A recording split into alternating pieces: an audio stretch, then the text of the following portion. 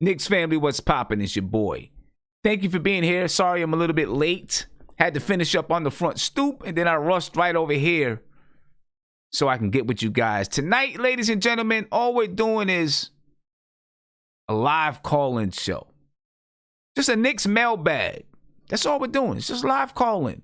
Whatever it is you feel like you want to talk about, that's what we're going to talk about as it pertains to the New York Knicks. And it may be even more than just the New York Knicks. We may get into some other things that's there. You know what I mean? So it's just a live call-in show. I kind of switched up the schedule a little bit. The reason why is because I did a lot of preparation for the front stoop. Didn't have the time to prepare what I wanted to prepare for tonight. So tomorrow, I'll be doing the, coaching candidates and drafts show all in one. That'll be tomorrow night at 10:30. But tonight, we're just going to do a mailbag show. Any questions that you have or any topics or issues you want to talk about, put it here in the chat. And we just going to chop it up and talk about it. You know what I'm saying? We just going to chop it up and talk about it. That's about it. Let me get to, right now, we got, 4 guys here in the YouTube, in the video chat. We got Isaiah, we got Darley, Guillermo, we got Joe. You know what I mean? So, I'm going to bring these guys over here. We're going to just start chopping it up and talking a little bit. And I'll get a proper thumbnail up as we go. All right. Darley, I'm going to start with you, man, because I haven't seen you a while on MBK. You know what I mean? So I just want to hear, what you thinking about with the Knicks right now. Darley, what's popping, man? No, nothing much, man. For me, what I just want to talk about is a little bit about the new hires from the front office for the Knicks. Just that, all the reception that, I've been seeing from, Utah Jazz fans and everything people are saying, it's been positive. They're like, yo, you guys are headed in a good direction. Everyone's saying that from, those fan bases. So, I mean, that kind of puts me in a place where I'm feeling a little bit more confident about our future and, what's going to happen. It's all, to me right now, like I said, it's all about development of the talent that we have. So, we got these young guys like RJ, Mitch, Knox. I don't know what's going on with him, but, we just have to be patient. That's all we can do. But everyone's saying that these guys are very good at finding talent and helping develop talent as well. So that's all I really have to say.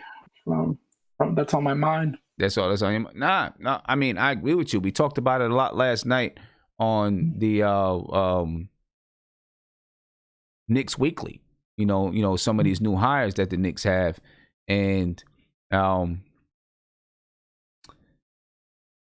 it does make you feel. It does. You do feel promising.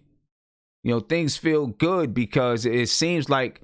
Listen, like I said last night, Leon Rose has been quietly and strategically going about his business.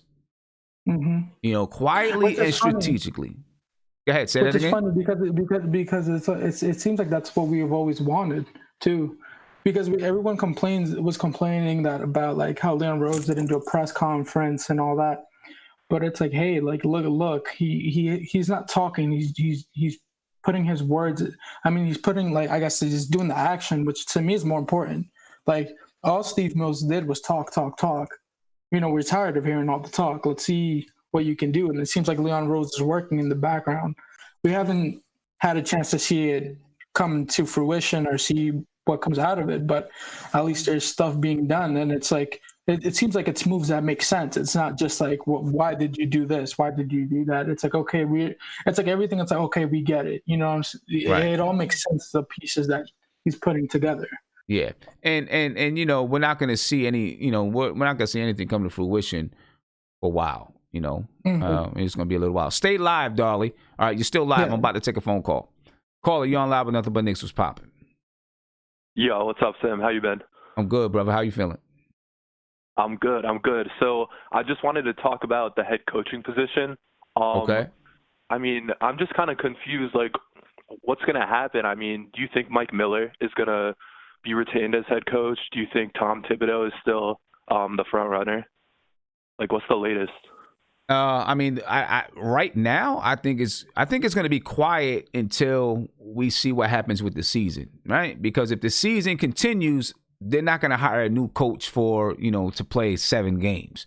They're going to let Mike Miller finish it out, and I don't think that they want to. If they do have somebody in store, or someone who's next up the bat, they're not going to let it out the bag. If they did, it probably would have gotten out somehow. But they're not going to let it out the bag, because then it's just going to override what Mike Miller might have to do in the next 7 games or whatever it is that happens, in June or July or something like that. So they're probably just going to wait until the season is officially over, and then we'll find out what their plans are with the coaching situation. Now, I do think that Mike Miller might stick around some way. I think that they like Mike Miller. I think that they might find value in Mike Miller, that he might still be here in some fashion, which is all right. Yeah, with I me. like him. I mean, I don't know if he should be head coach, but I definitely support him, at least having like an assistant coaching role. But yeah, I'm just looking forward to seeing what's going to happen. I mean, who do you prefer, Thibodeau or Miller? Who do I prefer between those two, or just overall? Just between those two.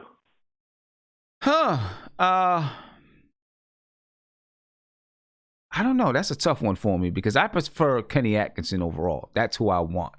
If I had to choose between those two, I'm not sure. I'd have to think about that a bit. I know there's some people that right now is probably like, oh, that's got to be Tom Thibodeau right off the bat, But I have to think about it. And the reason why I say that is because I kind of feel like Tom Thibodeau is meant to be, needs a more of a ready-made team.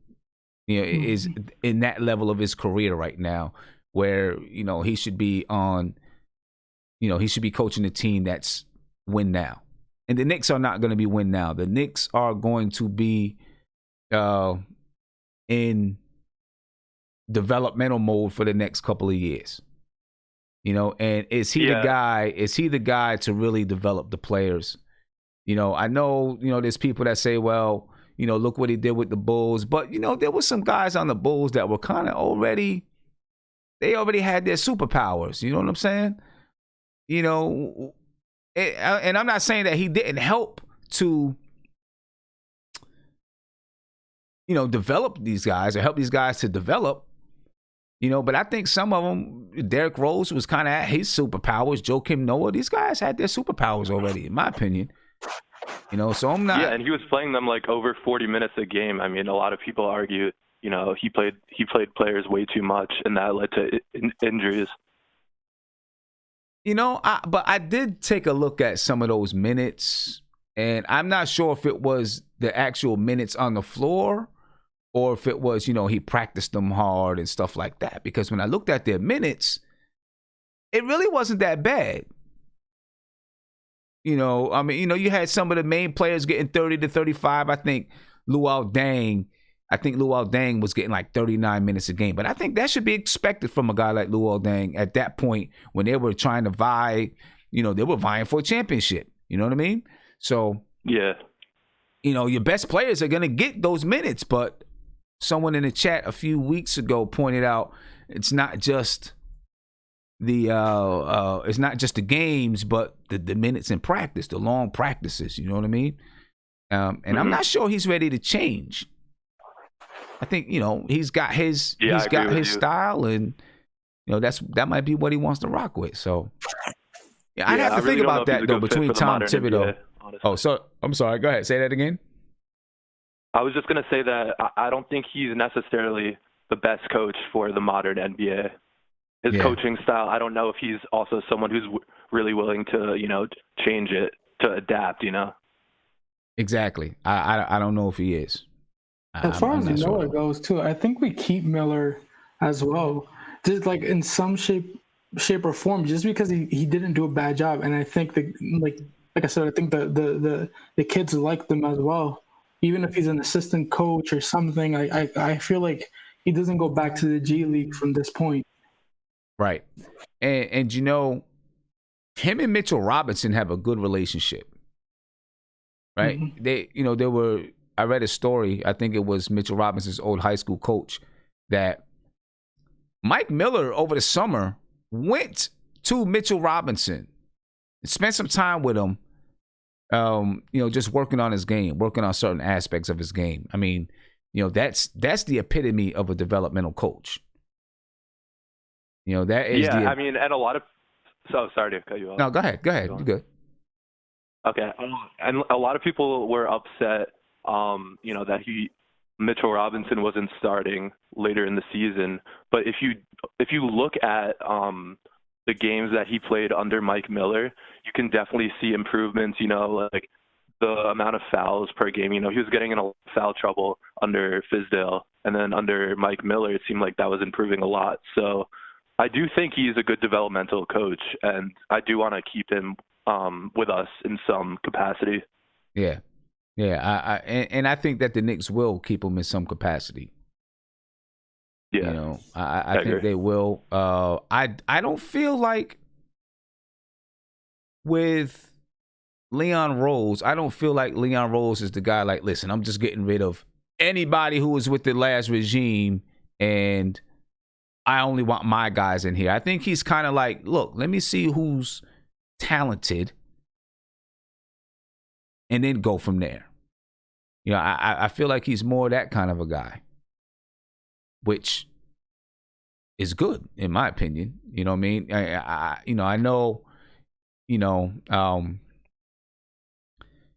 they always say that, coaches like to get their guys, or general managers, whoever, they like to get their guys, presidents, they want to get their guys in.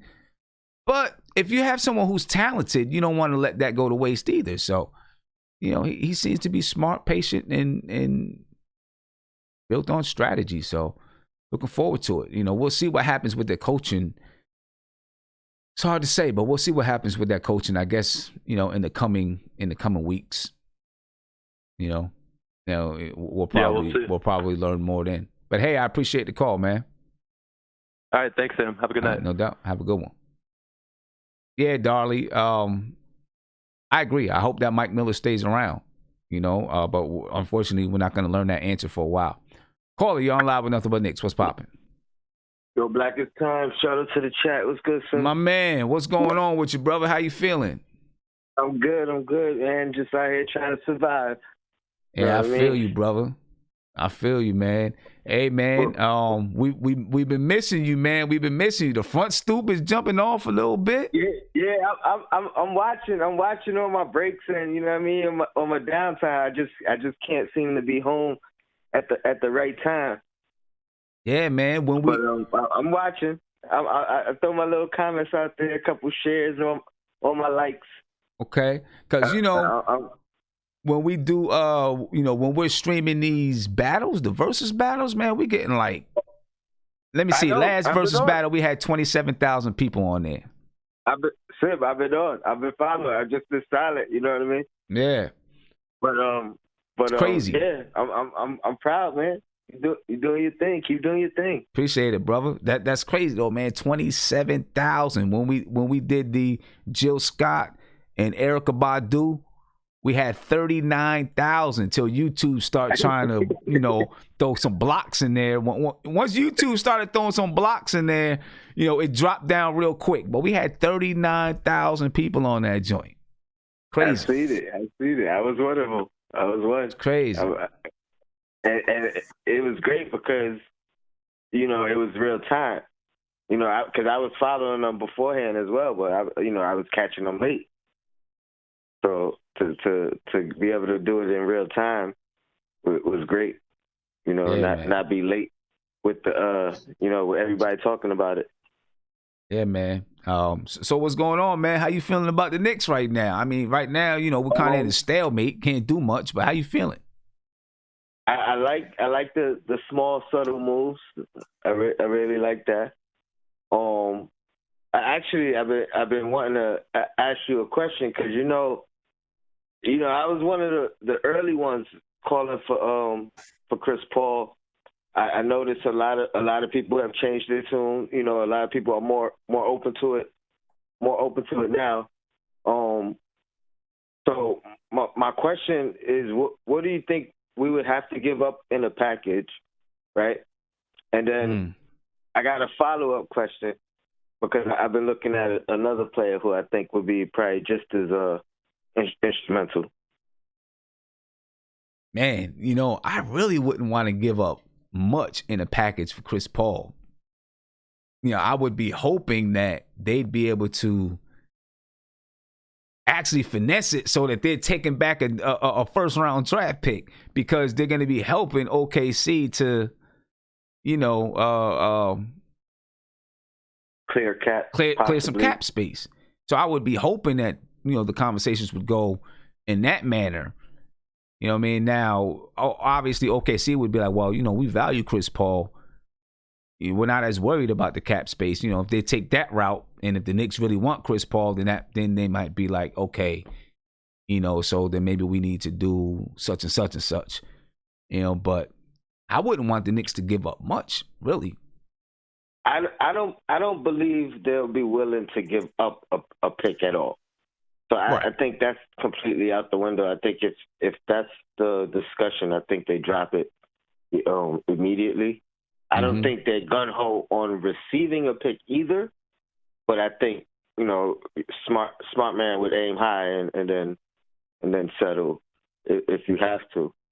But so the guy I've been looking at, recently is Drew Holiday. I've been a real fan of him for a couple of years, and I think he would fit in great in the sense that he's a quiet. I don't know if you consider him a star, but he's a quiet guy who just comes in and does his job, and he does a damn good job. Probably, actually, I've been watching a lot of the Matt Barnes and the other dude, Steven Jackson's podcast. And they ask everybody who's the most underrated player in the league, and I want to say he's probably been named at least 10 times out of maybe 20 episodes I've watched. Right. And I agree. I think he is probably one of the most underrated players. Tough two-way player, great defensive player. Can literally play the one or two without giving up anything, if you will. Some people are forced to play the two because it is, or forced to, like, he's the exact definition of a combo guard, or a guy who could just play the one or two, or position in basketball, whichever way you want to look at it. So my question is, how do you feel about Drew Holiday, and what do you think it would take for us to snatch him up? Wow. First of all, I like Drew Holiday. Right? I really do. I like Drew Holiday. I like what he brings to the table, especially defensively. He can shoot the basketball. I'm looking up now to see what he makes. I want to say $21 million. He makes $21 million? You can look it up, but that's just what popped into my head. Let me see what he's making. Drew Holiday, actually, well, I don't want to say it's not crazy.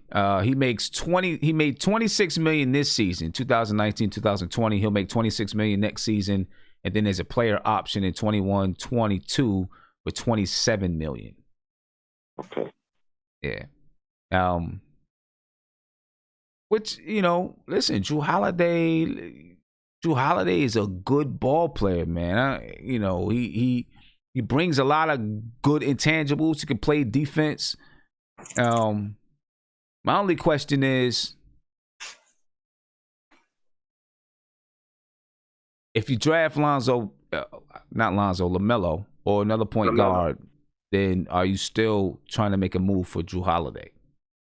I say, well, I think so.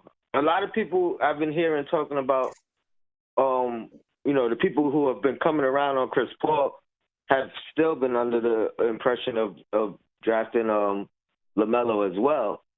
Mm-hmm. And I again, I was pulling for Chris Paul before he got traded to OKC, and I think he is a great mentor for a good point guard. But I think Drew Holiday would be an even better mentor for Lamelo in particular. Like if we're looking at those two guards playing a mentor role for that particular guard, Lamelo, I think Drew Holiday would be better. And see, my only thing about with Drew Holiday is, see, with Chris Paul, you're looking at, in a couple of years, if you were traded for Chris Paul, in 2 years, he's gone, most likely, right? With Drew, he's 29 years old. He'll be 30 years old on June 12th. In a couple of weeks, he'll be 30. He's still looking, you're going to be around 4, 5, 6 years. Now, so if you're bringing in Drew Holiday, are you looking and saying, he's a stopgap? Because he's not really a stopgap guard in the NBA, in my opinion. He's a guy that you say, yeah, I'm going to bring you in so you can run my team. You're going to be our lead guard. With Chris Paul, he'll be a lead guard, but he's got a distinct role. I'm a trainer, I'm a teacher, I'm a leader, and then I'm getting out of here and moving on. With Drew Holiday, it may be more like, I might look to be here for the next 7 years. If things work out. I wouldn't have a problem with that, even with LaMelo, for the simple fact that he could legitimately play the two guard without a problem. He could literally start at the 1 or 2. True. I agree. I mean, it's not what they're doing without even giving up a defensive disadvantage. You know what I mean? I'm basically just comparing him with Chris Paul right now, because I'm almost like I would love Chris Paul, but I think Drew Holiday would fit better, even in long term. Okay. So slide Barrett to the 3, if need be, or maybe we don't even get. There's a chance we don't get the first 1, 2, or 3 pick, where we might not even get LaMelo. So, I'm looking at it as it could work no matter who we draft. Okay. And it could work, even if we get LaMelo, it could work. Right. So then who are we giving up? So, I know that was your next question, right? Who are we who are we trading? Right? Who are we moving? Now he makes $26 million. So you've got to be able to match the salary. That's the first thing. I don't think that's that much of a problem. I doubt they want Randall back. Nope. But probably not. But we could probably or possibly move one of the other guys we signed, this past summer. Portis, the guys with the player options. You see, the only problem with those guys, with moving those guys, I guess you would have to do it, and you can't, because of the way things are now. I was going to say you'd have to do it at the draft, but you can't even do it at the draft now, because the draft is not going to take place at the original time. So we'll see what happens with those guys being waived. Last episode, the guy asked you. I'm sorry to cut you off. The guy asked you about these guys expiring or they having to make the decision before. But like you said, I think they're gonna extend that. Just to be fair, for players and for the teams. Now, I don't think you could be forced into that position. You know what I mean? Because I think those guys are still tradable, because they have a contract that extends beyond this season. Mm-hmm. I think you can still trade them. So you could trade a Bobby Portis and then somebody else to New Orleans to bring back Drew Holiday. You're probably going to have to give up a pick, to New Orleans. If it's not this year, I wouldn't mind. Or if we could throw in a second rounder, I wouldn't mind. I try to obviously stay away from a first rounder. If we had to throw in a first rounder, I'd try to protect it or something. You know what I mean? But I think Pelicans can afford to let him go. Mm-hmm. I don't think he's a definitive part of their future plans, if you will. So I don't know. I just think I think he's a good fit for New York. I like the fact that I don't think you've ever heard any type of negative anything from him, whether it's from teammates or players or media or whatever. Like, you've never heard anything bad about him. Right. Nah, you definitely haven't. And he's been in some tough, situations with the throughout the season. Right. And then another thing, I've been watching this Jordan doc and just thinking about the way he led and the controversy behind it now. And certain players lead different. Like Chris Paul is probably more towards the Michael Jordan viewpoint of how to interact with your teammates as far as yelling at them. And, like his motivational tactic. You know what I mean? I don't know if, that's probably been some of the issues with Chris Paul in the past with other teammates. Right. And it's a different type of player nowadays, so they may not take, how people get. Mm-hmm. Yeah, you know how some of these, guys today a little bit more sensitive than they were back in the day, Exactly. Yeah, but hey, listen, Jrue Holiday, man, I like Jrue Holiday. I would not mind Jrue Holiday being with the Knicks at all. Not at all. But hey, Tony, I appreciate it, man. I'm gonna see. I know we got some people that want to call in. That's all we doing is calling. So want to get to some people that's calling. No doubt. Keep doing your thing, Sim. Your Appreciate it, bro. Time. Shout out to the chat. No doubt. Appreciate you, man. Peace. Let's get to another call here. I'm going to get to my video chat sooner or later, but let me get to another call here. Caller, you're on live with nothing but Knicks. What's popping? What's good, Sam? I'm chilling, man. Wes from Brooklyn. How you doing, man? I'm good, brother. How you feeling? I'm okay. I have two things, first of all, like the coach, who we gonna hire, I want to know, what's wrong with, Mark Jackson or Jeff Van Gundy. Everybody talk about, how old they are and they style of play. These brothers call games, they experiencing what's going on with the new NBA. They call the game beautifully. And then people talk about Mike Miller when he's playing old players. He's not developing the young guys. And I hear that, Mitchell Robinson, all that's tossed to me. If we're gonna win 5 more games or 6 more games, why are you playing these guys? So let me ask you this: if Jeff Van Gundy came here, first of all, one of the things with Jeff Van Gundy is that people are afraid that, listen, with the Knicks, he quit. With Houston, he quit. People are afraid that, he just can't handle the anxiety of it for a long term. But with Jeff Van Gundy, so that's one thing right there I think, people are concerned about, at least fans that I've spoken to are concerned about with Jeff Van Gundy. Right? And then another thing, do you think Jeff Van Gundy is coming to the Knicks to do a rebuild? At this stage of his life, I don't think Jeff Van Gundy is going to want to come to the Knicks to rebuild. What I'm saying is his knowledge of the game, and where we're trying to go. Maybe he just wants to win.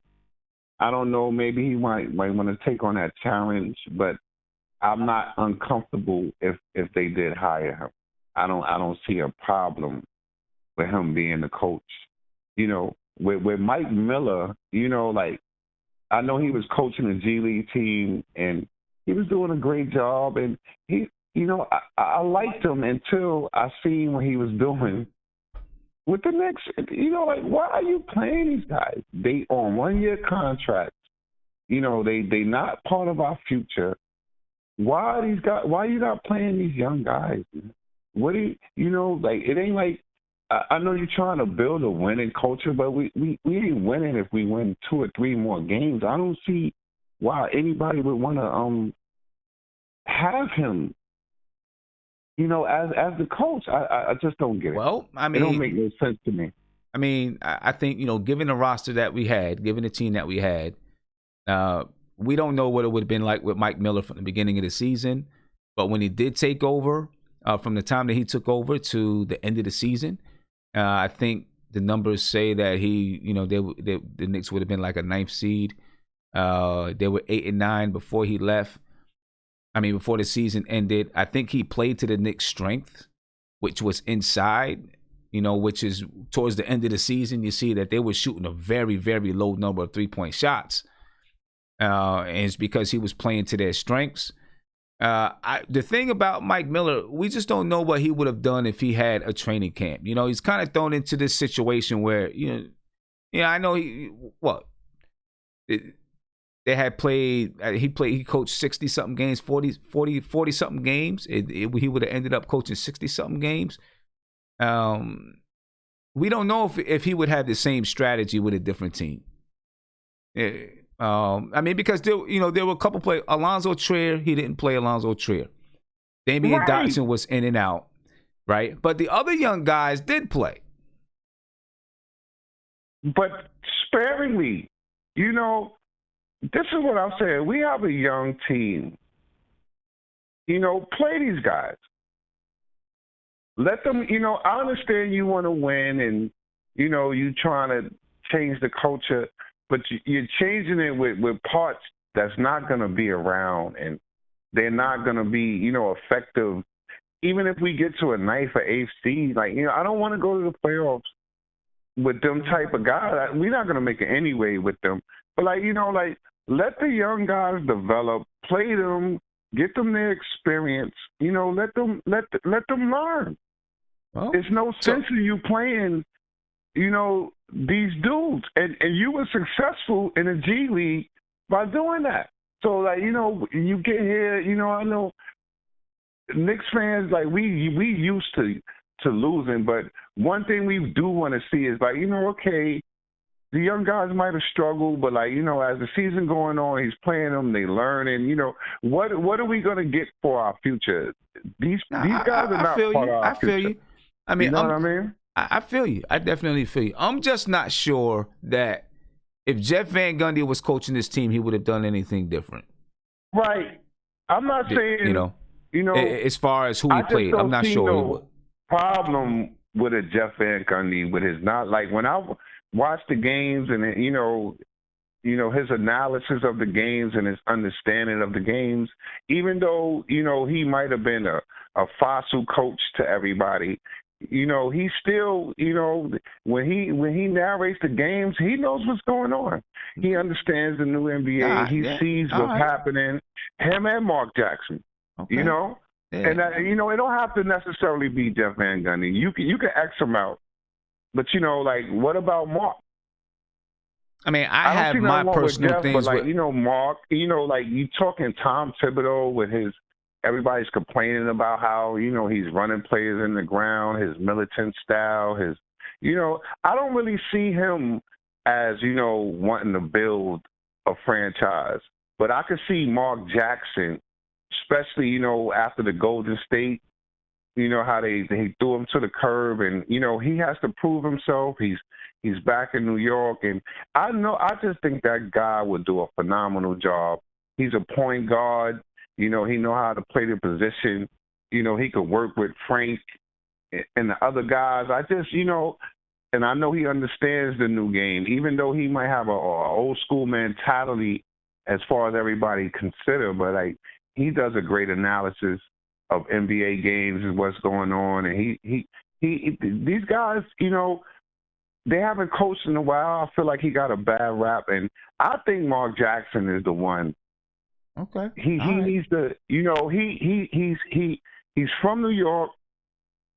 He's no sucker, you know. He speaks his mind. He's tough, you know, and he knows how to handle the media. He's familiar with this, and I think he's the perfect one for the job. Okay. Me personally. Well, We'll see what they do, You man. know? It's gonna, we're gonna have a couple of months before we figure out exactly what they're gonna do. Right. So, And then Drew Holiday with his 26 million, whatever, you know, I'd rather Chris Paul than him. At least Chris Paul is going to bring a winning attitude. Chris, you know, like Drew Holiday is just taking up space. You think Cap so? space. Really? Yeah, I mean, like, he's not going to, I don't think he's going to, you know, make a difference. Not to me. I don't see. I don't know, he's man. just gonna be. Listen. He plays defense. He averaged what? 19 points a game. Shoots 35% from the 3-point line, 45% from the field, 7 assists a game. And where does his team go? What are they doing? He's not the only one on the team. I mean, you're not expecting him to carry the team to the playoffs by himself, right? Cool, but like with the money he makes, I don't see him as a real game changer for the Knicks. I don't see it. It's taking up space. I think we should just use our draft picks and, you know, all this draft capital we have and just build from the ground up. And then after we, you know, get successful with our young guys, see who's who and what's what, then we bring in players.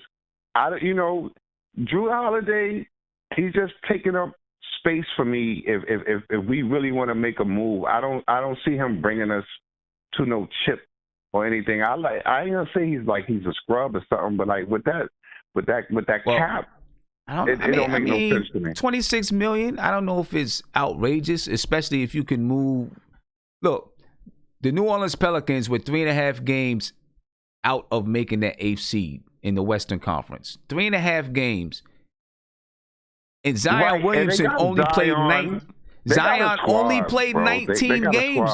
But hold up, Zion Williamson only played 19 games. Right. And who he barely played half the season.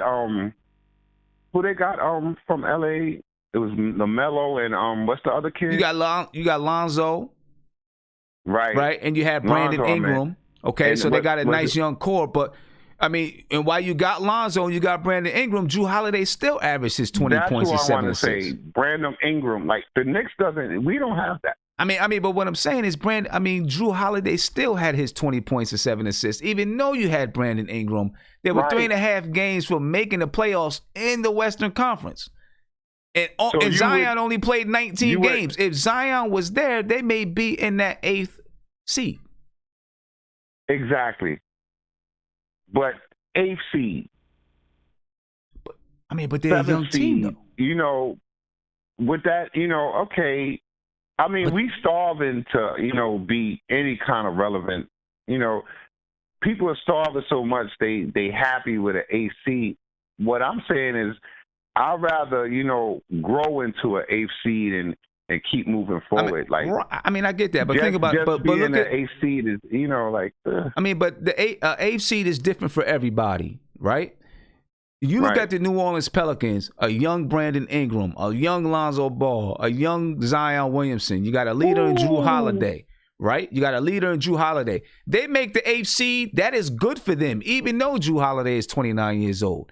If Drew Holiday came to the Knicks at 30, and then you had a Drew Holiday, maybe you still had Lamella, R.J. Barrett, Frank Ntilikina, you know, whoever else you have on the team, and you find a way to make that 8th seed, that's good for the Knicks because you're playing with a bunch of young guys with a young vet.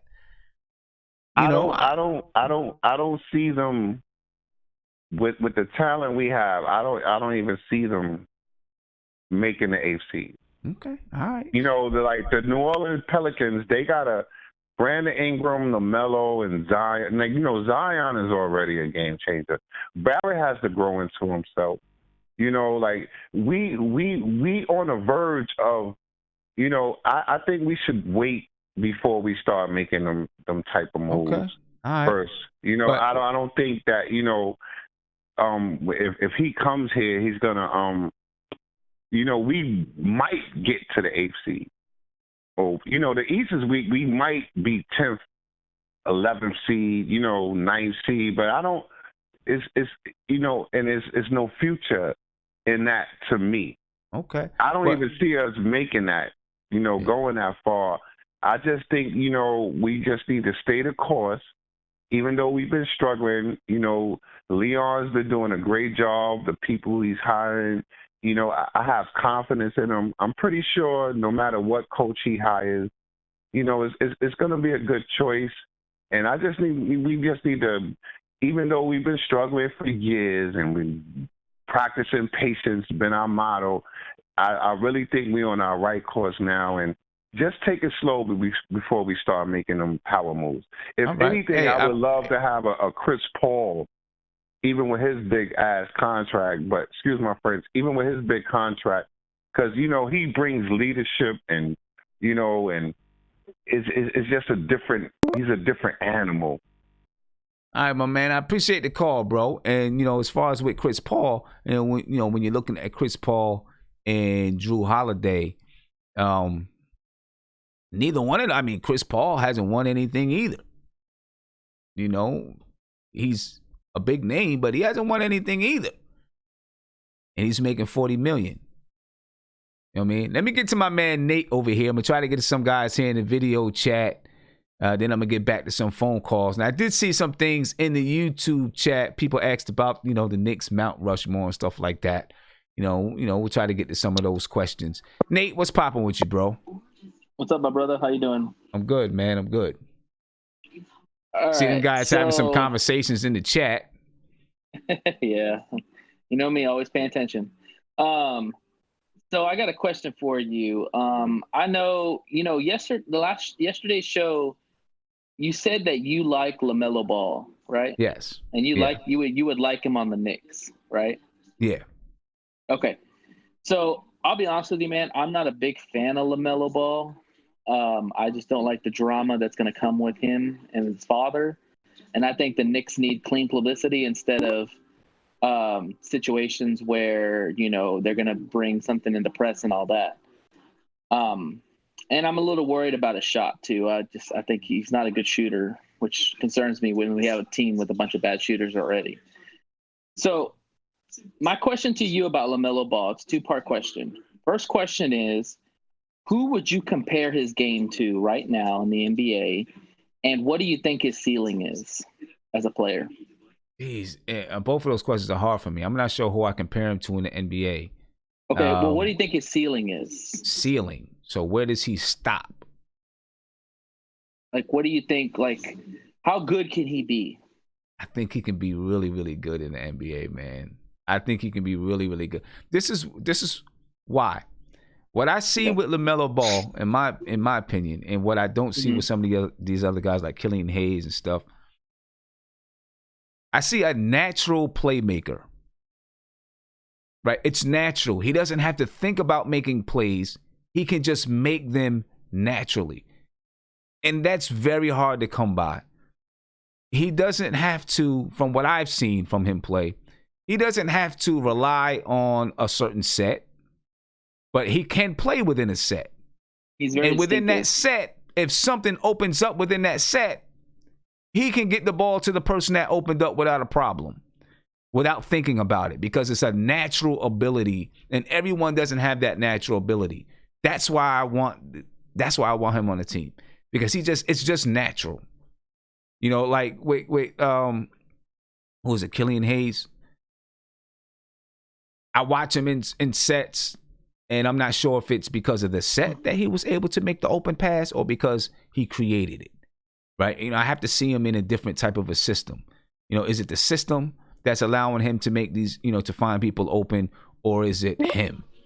With LaMelo Ball, there's no doubt on my mind that it's him. It's just natural pass. It's just boom, boom, boom, boom. And just having a natural feel for the game that's unteachable. That I think it's going to make him excel in the NBA. Yeah, he's gonna have to develop a shot. He's going to have to get stronger and get bigger and work on his defense. Obviously, there's things he's got to work on. He's 18 years old, still young, but I think he has some natural abilities that you just. Is he the third best player in this draft behind Wiseman and Edwards, in your mind? Or do you think maybe he's behind Toppin? Listen, with Obi Toppin, I like Obi Toppin. I really do. I like Obi Toppin, and I like some of the things that I see that he does. But I'm very concerned about Obi Toppin, right? I'm concerned that it took him, he's a sophomore. He's 22 years old, right? Would you take Toppin over Ball? Am I taking Toppin over Ball? No, I'm not taking Toppin over Ball. I'm concerned with Obi Toppin. I'm concerned that he's 22 years old and he still is, he doesn't have natural footwork. He's kind of stiff. He scores because he's able to power his way to the basket. He's very good off the pick and roll. He can shoot from the outside, but I think that he's going to, his first couple seasons, you're going to see him, oh man, Obi Toppin, and then he's going to level off really quick. After 2 seasons, I think he'll level off, and then that'll be who he is right there. That's what I think about him, because I just don't see the natural footwork ability, and that's important to me. That footwork is so important. He just reminds me, even when Amaro was with the Knicks, and he would post up. He didn't have these natural post-up moves like Hakeem Olajuwon. I know he worked with Hakeem Olajuwon, but he still didn't have these natural moves. He had to think about it. He had to really, really work on that footwork. And still the footwork wasn't that great. It was good. It wasn't that great. I just get the same thing with Obi Toppin. I don't care if someone was highly recruited or not. But it took him a while to get to where he is, to be a 22-year-old sophomore that's coming out. You know what I'm saying? It took him a while to become a 22-year-old sophomore that's highly recruited in the NBA draft. So I'm just not sure. LaMelo, I think there's just this natural ability. He's 22. He's 18 years old.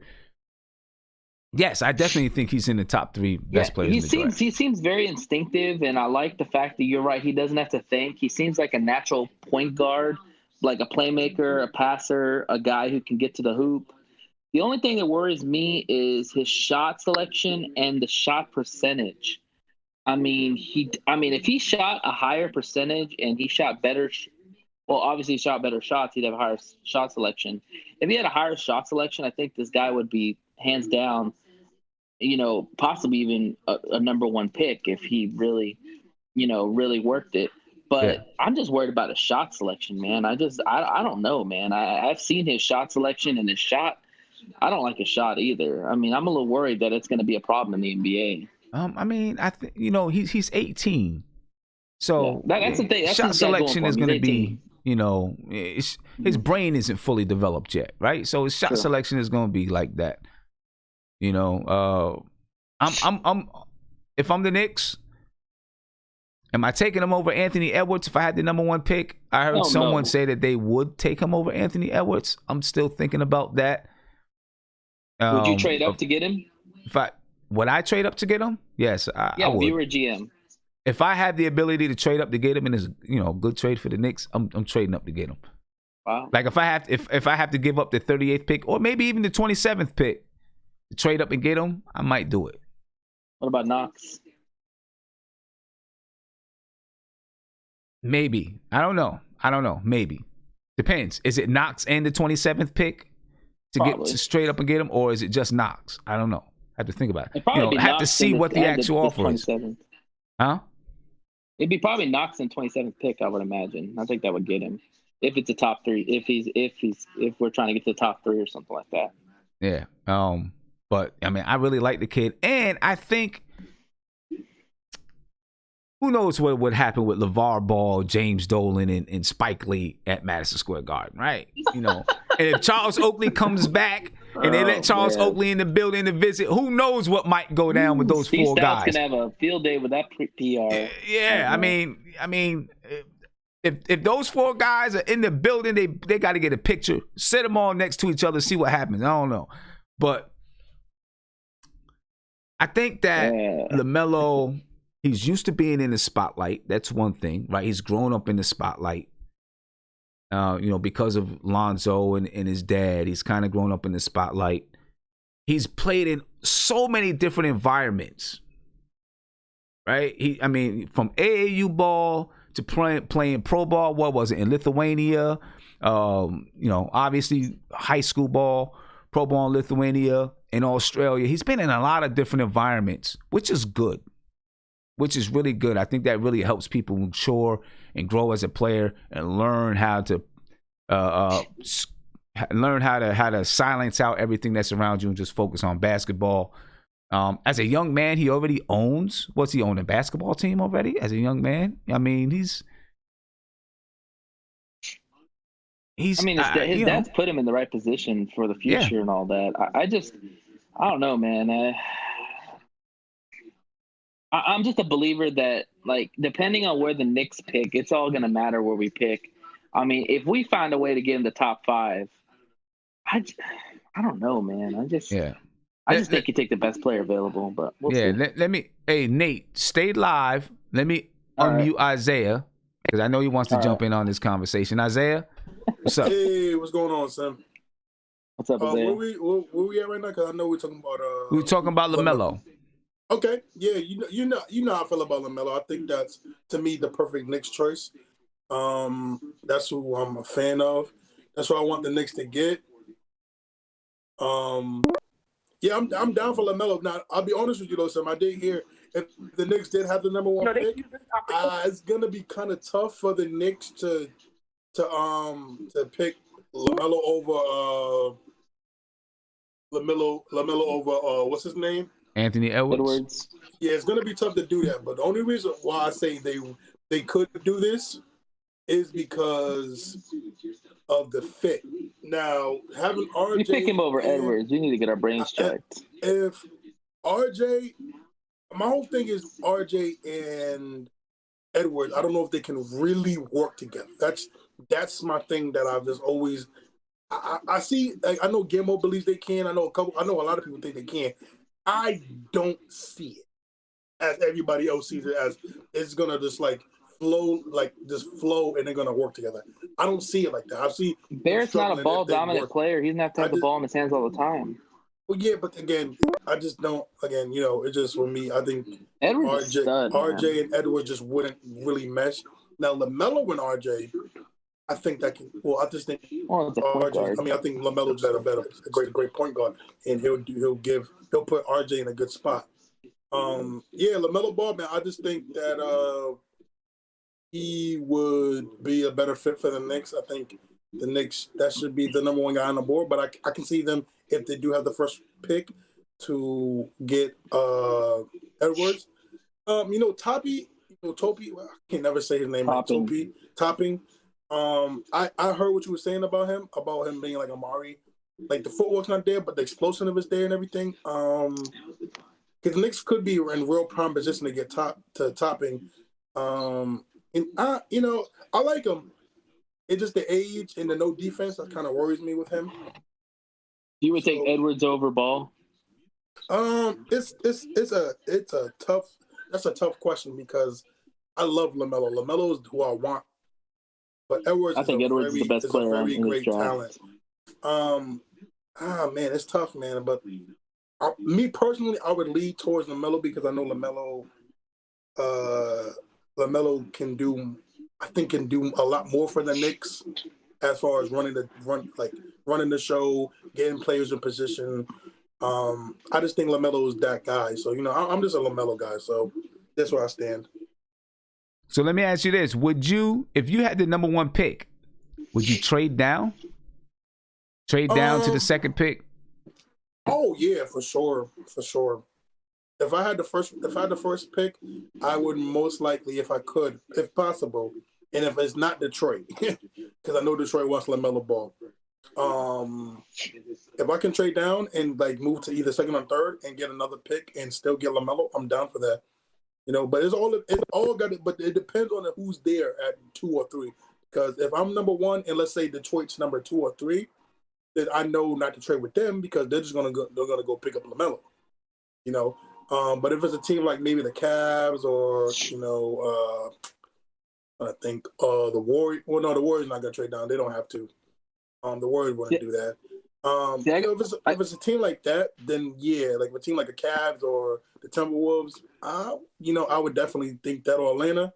and they think if they need like a player like Anthony Edwards to do that, then definitely they'll do that.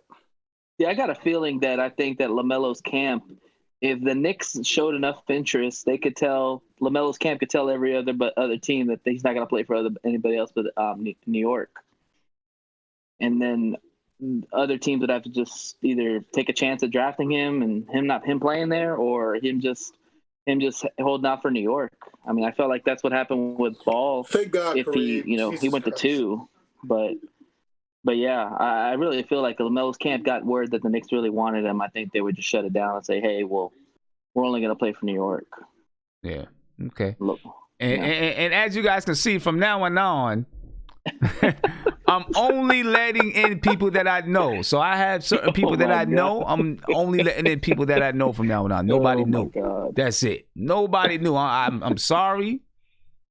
Wow. But, you always got people like, at least for a while, you always got people like that ruin it for you. That's crazy. I mean, like, for what? You know what I mean? So, only people that I know. Let me get to a phone call. Caller, you're on live with Nothing But Knicks. What's popping? Hey, Sim, what's going on? It's Ryan. What's going on, brother? How you feeling? I'm feeling all right. What I wanted to talk about was I'm gonna say like this: if we can't get, you know what I mean? Okay, now it's possible we could end up with the number 1 pick. I mean, highly unlikely. Because okay, let's say for instance, last year, right? Wasn't the Pelicans at number 6? Well, they were supposed to be like the number 6 pick, but they ended up with the number 1 pick. Right. So, right. I mean, that was the Pelicans. It's a chance for us, man. But I'm gonna say like this: if we can't get the number 1 and number 2 pick, then I say like this, man. We just anything below number 1 and number 2, man, just trade the picks off for experienced players, something. Because like I said, this draft, ain't really that good of a draft. So, yeah, if we can't get the number 1 and number 2, you know what I'm saying, then take, whatever we get, the number 3, 4, 5, and the other number 1 picks, whatever, trade them all and try to get experienced players. That's how I feel about that. Okay. Now, I like so far what Leon Rose has been doing, though. So far, the moves he's been making. Right. And who's the last guy hired? Walt Perrin? They hired Walt Perrin and Frank Zanin. Who's the other guy? Frank Zanin from OKC. Frank. Okay. He was a scout for OKC for the last 4 years. I think he also worked in Brooklyn too. That's where I heard the name from. Okay, that's where I heard that from. Okay, because I knew I heard the name a lot before. I just couldn't. It's just back in my mind, like trying to remember where I heard that name from before. Okay. Yeah, but I like what Leon, because I thought Leon Rose was really going to be pissing me off, but I got to admit, so far, I mean, I've been liking the moves he's been making so far.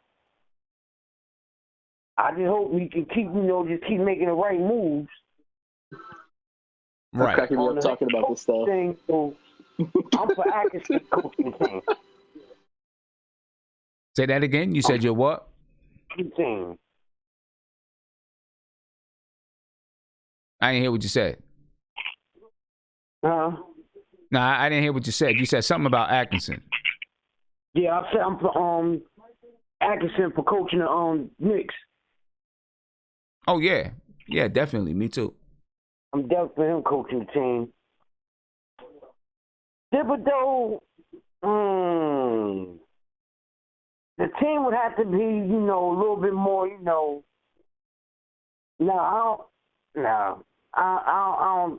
I'm with Atkinson. Thibodeau wouldn't be right for the Knicks. Yeah, I agree with you. Thibodeau, I don't think Thibodeau will be right for the Knicks either. You know what I mean? That's why I'm with Atkinson. I think Atkinson has, he's over. He has a system and some ideas that fit the Knicks perfectly, in my opinion. So, yeah, yeah, man. But hey, my man, I appreciate the call. I'm trying to get to a lot of people, so yeah, I understand. I appreciate you calling in. Got to be up early in the morning. Yeah, I feel you, man. Good talking to you, brother. Take it easy. Peace. Get to another call here. Caller, you on live with Nothing But Knicks. What's popping? You. What's going on, brother? Hello. Yeah, how you doing? Man. Yeah, I was just calling. I'm a first-time caller. I just wanted to ask you guys a question. Actually, have you thought about something? So as I watch Leon Rose put the team together, as far as the front office goes, I want to know, what do you think about him possibly getting maybe like a Tom Thibodeau and Kenny Atkinson, kind of like how the Lakers have Frank Vogel and Jason Kidd, and the Clippers have Doc Rivers and Tyronn Lue. Do you think that? So, which one are you having as your head coach? I kind of feel like if it was up to me, I would like something maybe like an Atkinson and Stackhouse type joint, or something like I'd even take. I know a lot of people against Mark Jackson, but I'd take like a Mark Jackson and Atkinson, because I think Atkinson, he's only, from what I know, he's only ever been head coach with the Nets, right? Correct? Yes, just with the Nets. So, see what I'm saying? So I just feel like, it's not that big of a step back for him to take, an assistant coach job, just like everybody else did. And Tyronn Lue has champions. He got a championship. You know what I'm saying? So for him to actually do that, I think it'd be cool. I don't think the Knicks would ever get Atkinson, to be honest with you, because I think they'll look at it like, they don't want to have to deal with you see the Knicks took our sloppy seconds, we got rid of Atkinson, and they picked him up. So I don't think they want to deal with that. So I don't think they'd actually give him the job.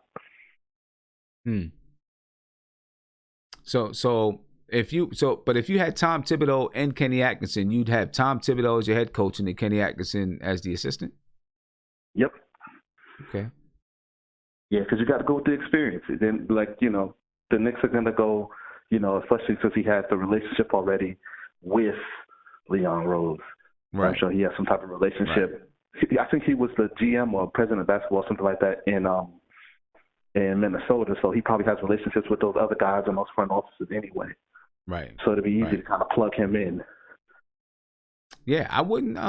Listen, I wouldn't mind having a setup like that. And I'm not saying anything bad about Thibodeau, right? I don't. If the Knicks hired Thibodeau, I'd be cool. I'd be okay with it. I don't know if he's the perfect guy, but I'd be okay with it. Because he's an experienced coach with a track record. I would definitely be okay with it.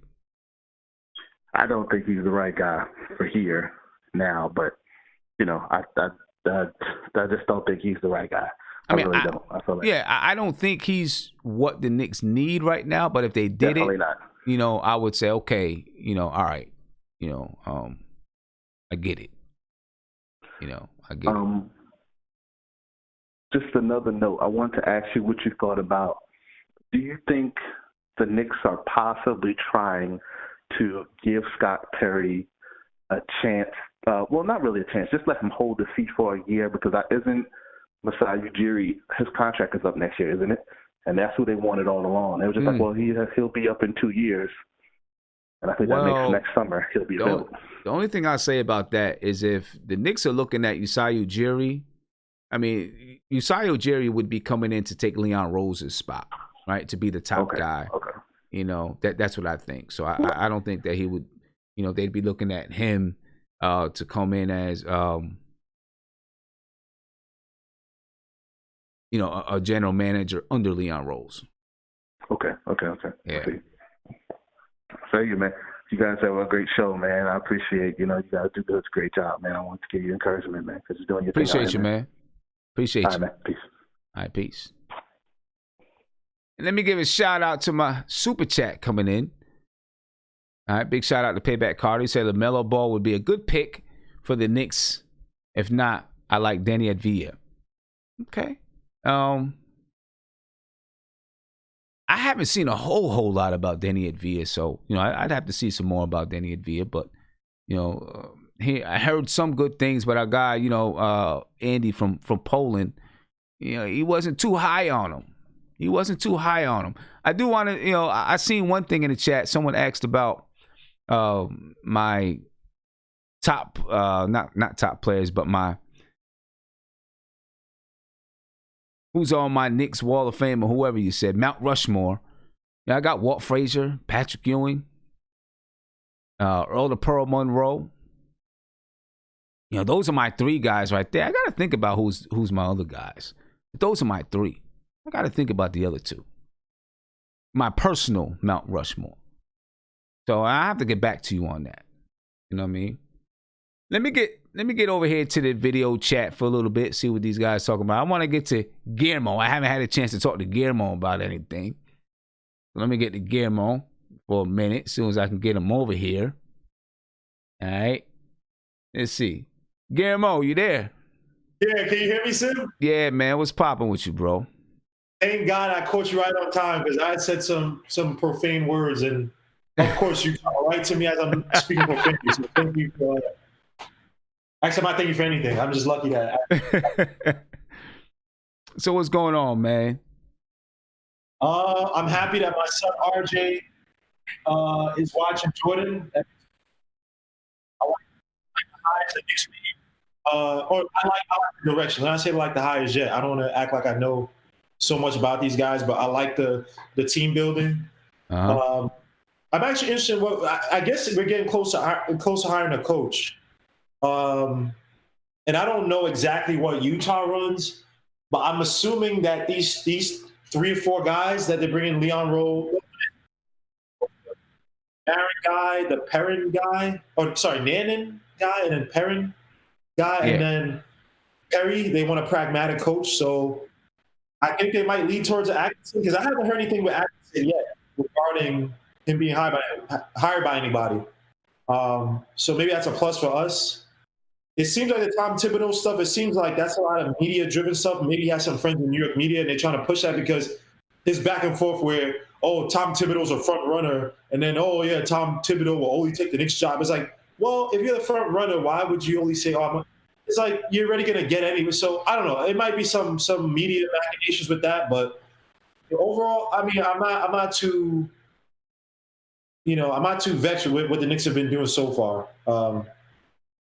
Yeah, I mean, I agree. The whole RJ Barrett thing, I'm hoping that he can take the mentality, with what he learned from watching The Last Dance and apply it to this team, because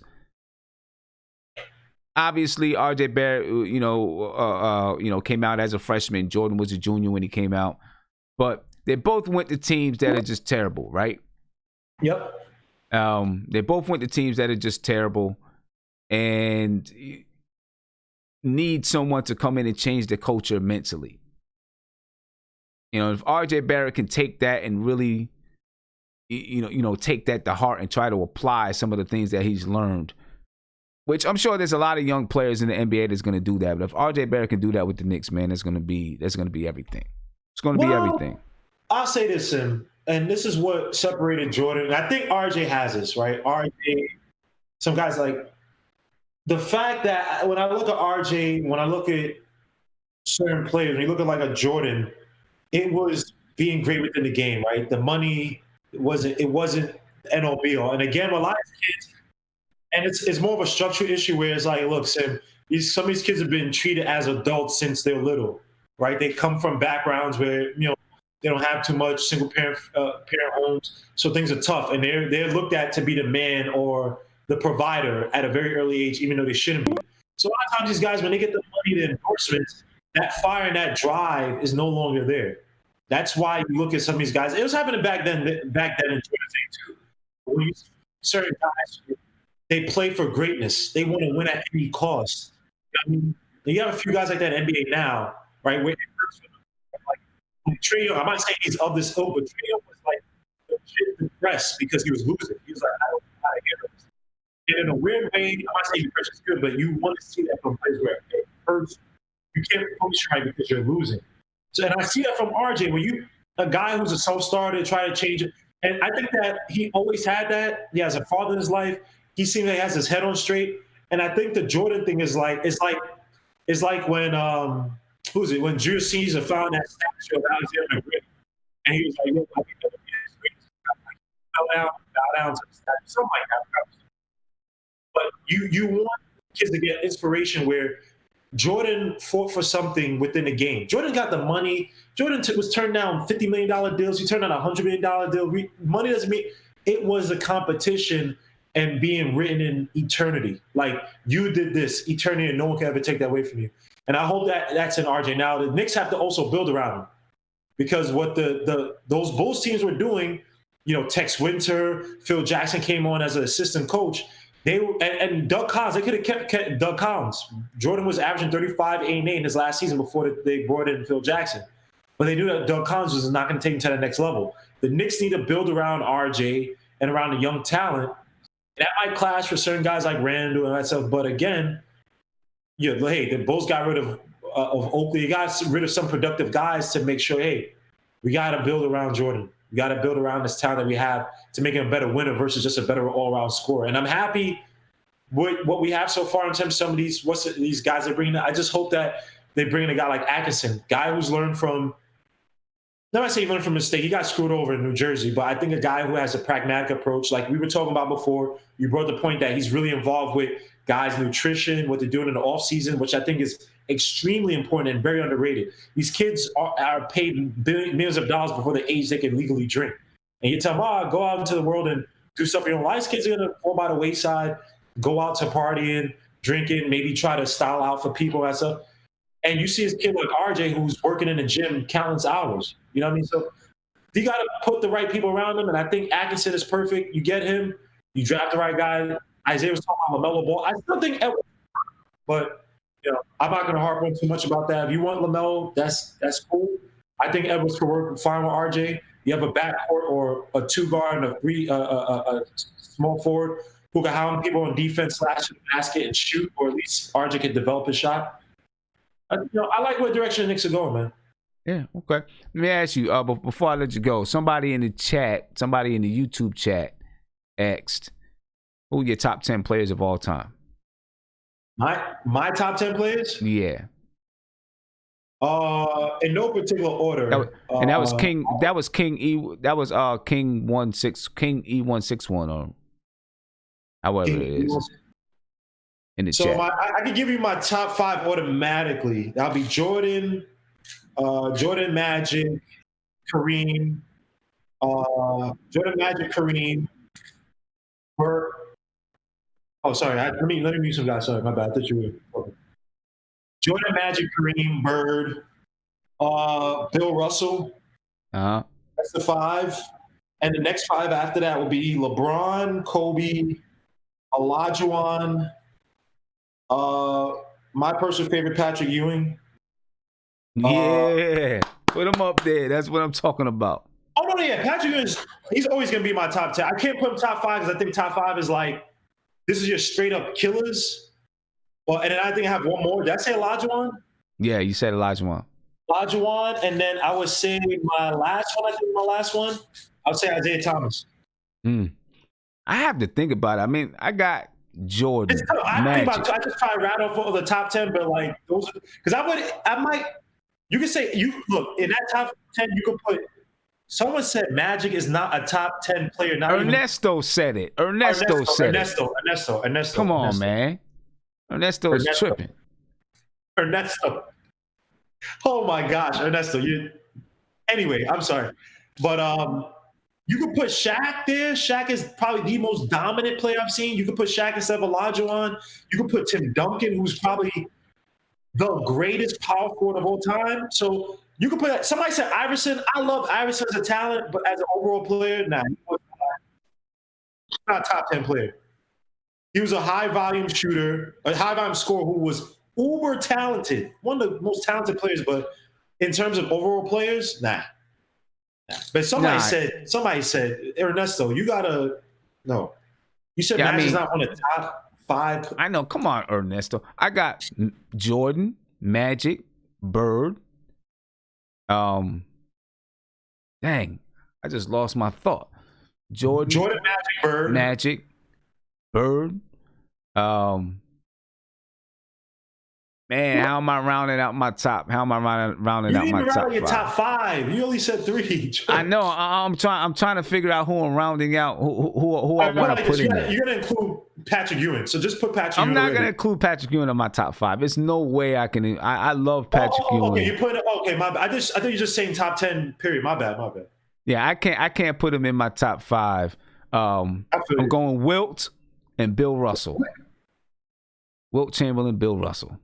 Wilt? I'm going Wilt. I don't know. Wilt Chamberlain, Bill Russell.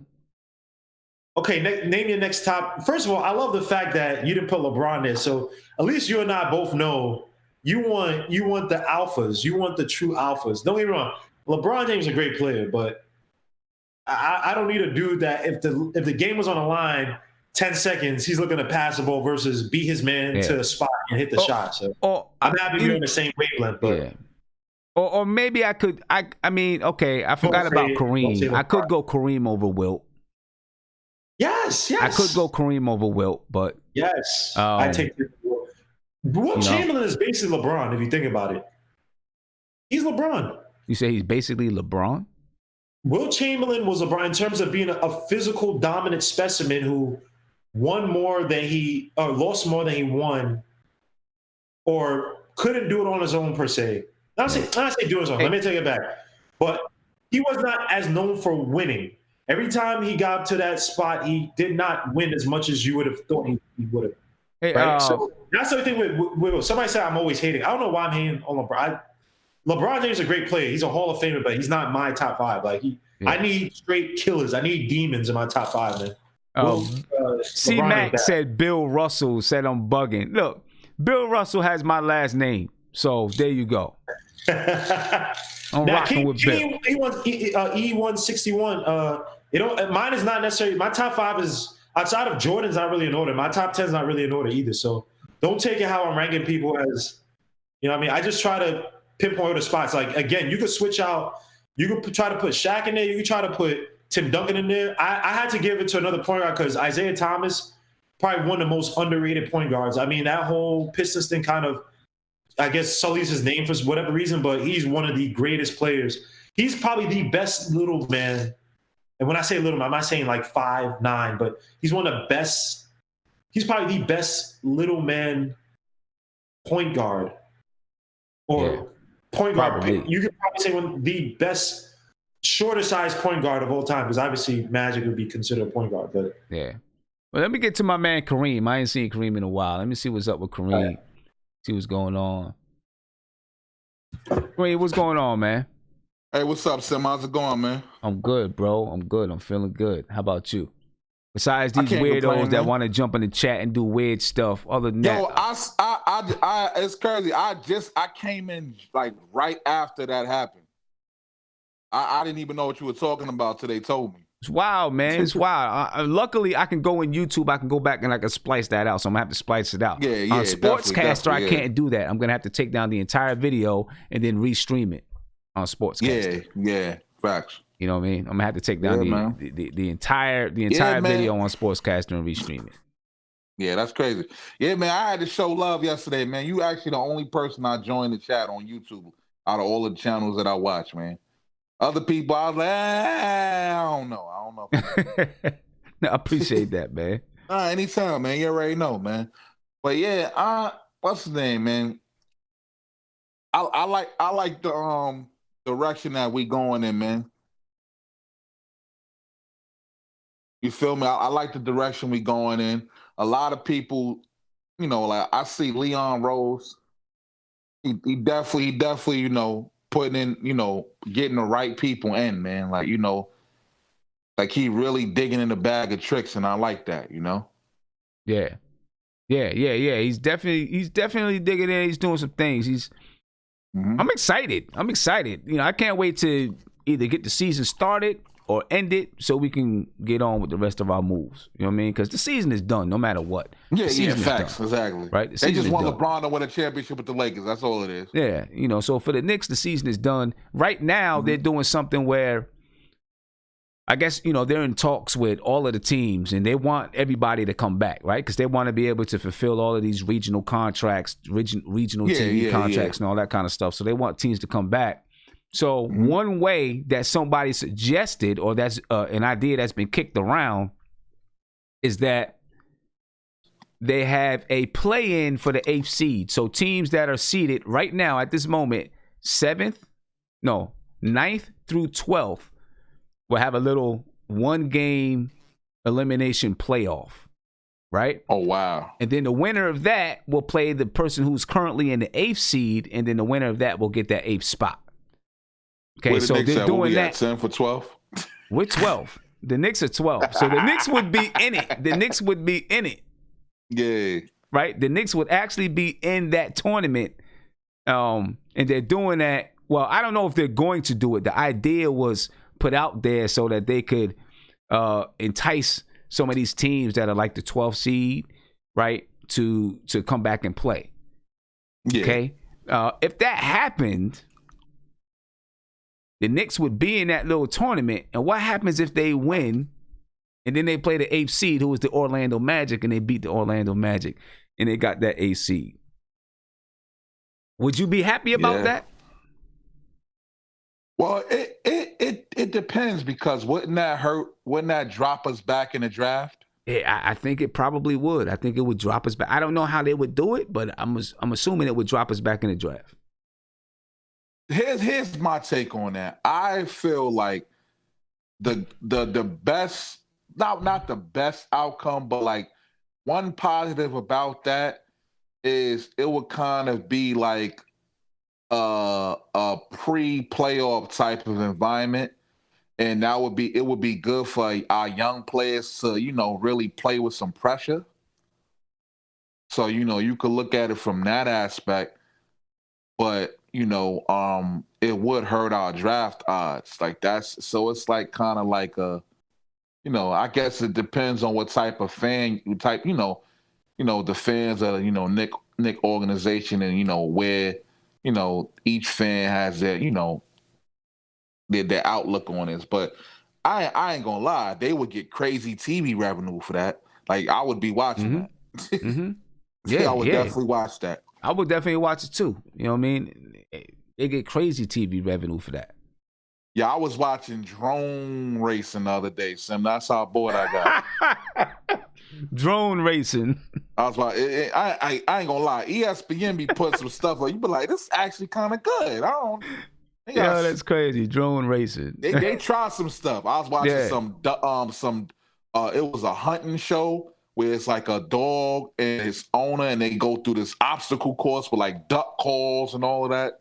Oh, yeah, it's crazy. But now, and I was watching that Last Dance too, of course. Oh yeah. Yeah, that was good. That was real good. Now check this out. Gregory Castillo in the chat. He's got a good suggestion. He said bottom teams should have a tournament for that number one pick. What you think about that? That's not bad. Now that would be crazy.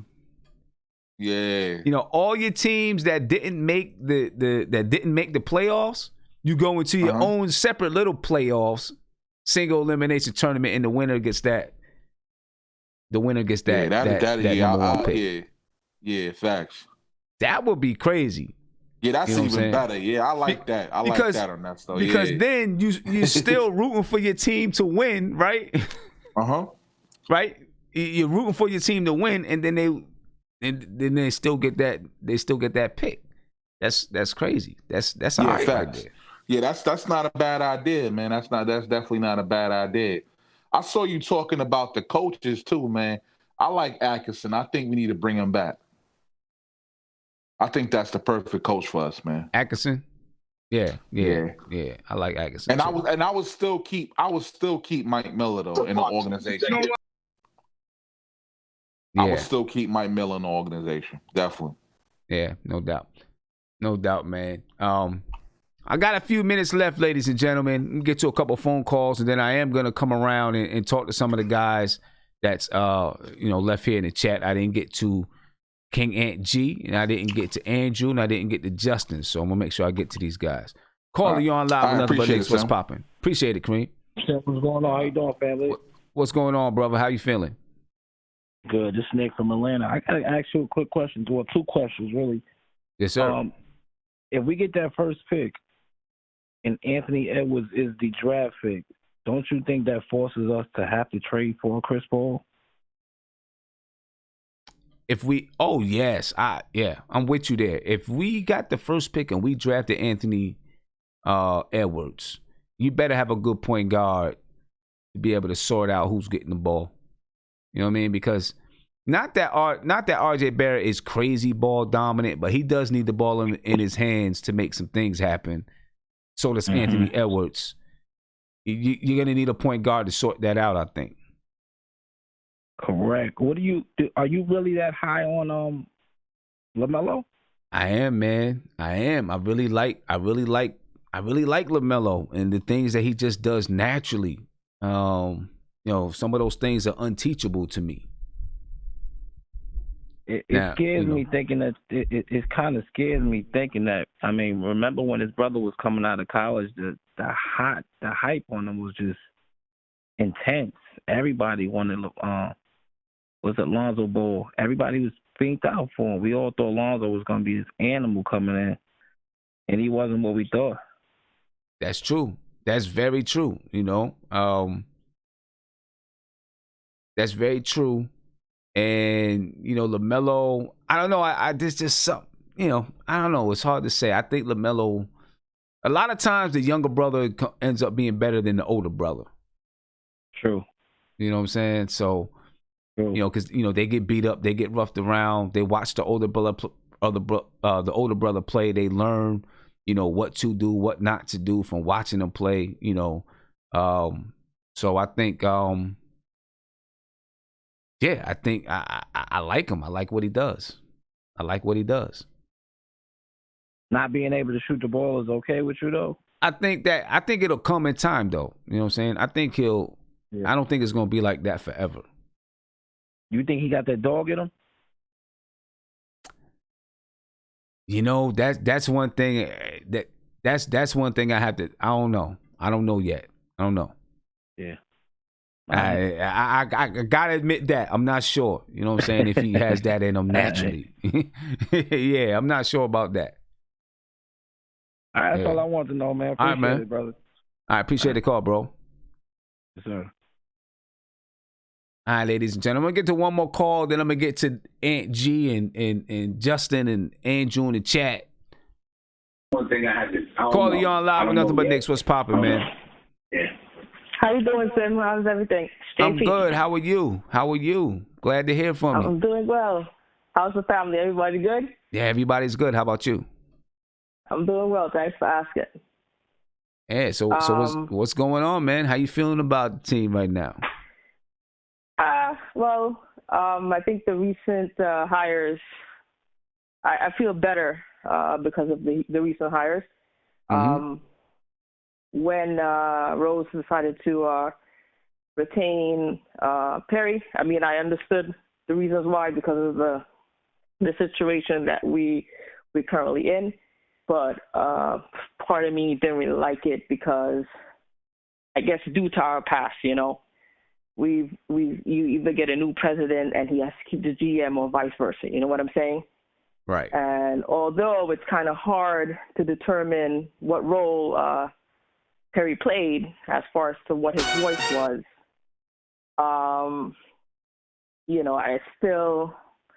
I like him. I think he's a good person, but there's certain things that he did that I didn't really like. Like, I didn't like the fact that, on the whole, I just would have to say that I'm happy that it looks like Rose will do what's best for the franchise, and obviously he's trying to put the best people in place for the franchise. I think in the past it's always been whoever's been in charge has always been some kind of agenda. Right. And, you know, I'm not saying that was the same case for Perry, but certain things he did I didn't like. Like, I understand that you want to give certain people, a second chance, but you don't do that at the expense of the players on the team, even if you didn't draft them. So I didn't like the whole Moutier situation. I didn't like the fact that he brought Herzonia back. I didn't like the fact that you bring in what's the point guard we had? Peyton. You don't want to bring all your old guys from Orlando. Right. Just to give them a second chance. But at the same time, like, you're blocking players that we drafted. Right. You know, like Frank or Knox or whoever the case is. But that's besides the point. My question to you is that, so we have two new assistant coaches. One that focuses on the pro side of it, and the other assistant coach focuses on the amateur side and the college side, right?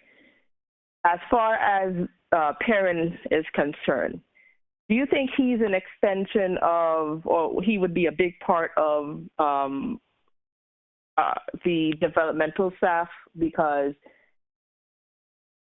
those two hires that they made shows me that they're willing to continue to build through the draft. And I agree with Mark yesterday where you said that I think Rose will be very opportunistic, that when it's time to strike, he will do so when it comes to whoever that free agent is going to be. But we really need to get a top-of-the-line developmental staff in here. And at least I can say in the two hires that they did, Utah does a very good job at that, and so does OKC. So as far as I'm concerned, like, you can draft whoever you want. Like, it doesn't matter if you don't have a good developmental staff. These players are so young that when they come in here, yeah, they have strong suits, but they have so many different weaknesses as well.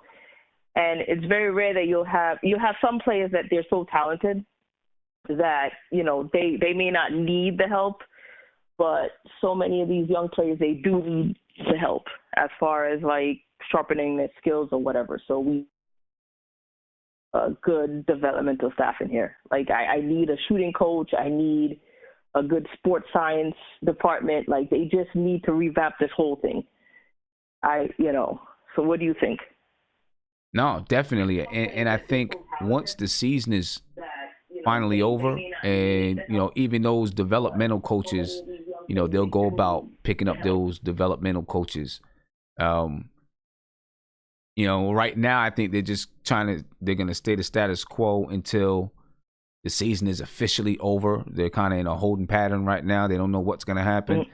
And then they'll start picking up those developmental coaches, shooting coaches, and those type of people to work with the young guys. I do feel like that Leon Rose has a better grasp than we all thought about what to do. He should, because when you really think about it, I mean, okay, so when you're a GM, right, you have the ability to know, what's going on from what's going, you know the people who you know, in addition to what's going on in your franchise. But when you're an agent, you're trying to